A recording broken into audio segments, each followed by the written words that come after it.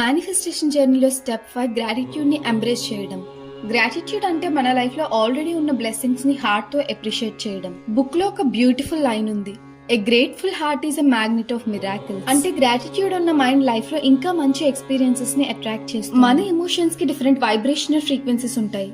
Anger, jealousy, guilt లాంటివి లో vibrational emotions, కానీ జాయ్, లవ్, పీస్, అప్రిషియేషన్ లాంటివి హై వైబ్రేషనల్ ఎమోషన్స్. యూనివర్స్ మన వర్డ్స్ ని కాదు, మన ఫీలింగ్స్ కి రెస్పాండ్ చేస్తుంది.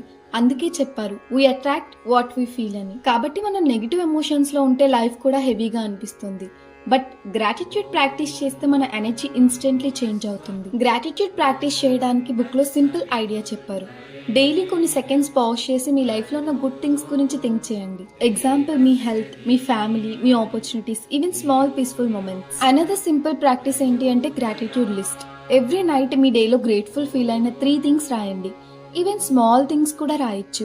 Morning sunlight, good conversation, peaceful moments. స్లోగా మీ మైండ్ లైఫ్ లో పాజిటివ్ థింగ్స్ ని నోటీస్ చేయడం స్టార్ట్ చేస్తుంది. ఇంకా ఒక ఇంపార్టెంట్ రిమైండర్, మేనిఫెస్టేషన్ జర్నీలో డెస్టినేషన్ ఇంపార్టెంట్, కానీ జర్నీని ఎంజాయ్ చేయడం ఇంకా ఇంపార్టెంట్. లైఫ్ లో స్మాల్ జాయ్స్ ని నోటీస్ చేయండి, ప్రెసెంట్ మూమెంట్ ని అప్రిషియేట్ చేయండి.